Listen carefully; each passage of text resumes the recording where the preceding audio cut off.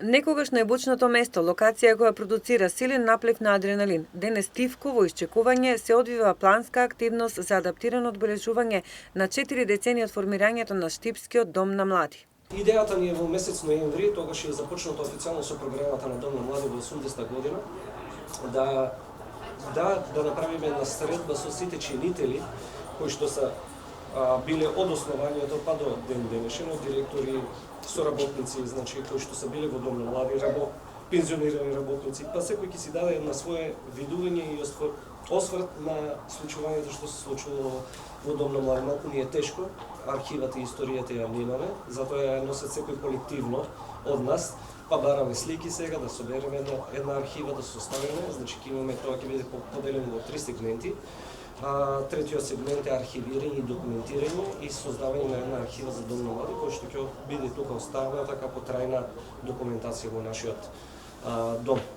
Зошто велам нашиот? Тој е дом на сите и имаме обврска да биде за сите и сакаме така да остане во следните 40 години и да имаме со што да се фалиме и да издаваме многу, да излезат многу млади луѓе кои што ќе имат стварно творички способности и можности да ги покажат пред нашите граѓани, а верувам ги испратиме надвор од нашата држава.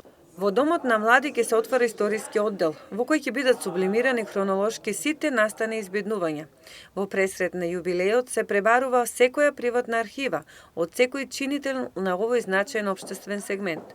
Ќе ја потврди ли Штип локалната култура за обстојување на настани кои се дел од историјата на музички план?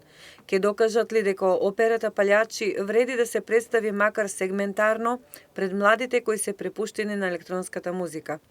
Достоинството за настанот кој пред 1 век се случил за прв пат во Штип, барем за овој јубилеј, заслужува да се издигне на висок пиедестал, велат надлежните, но за се е потребно мотивација и луѓе ентузијасти, а такви секако ги има во градот Подисарот.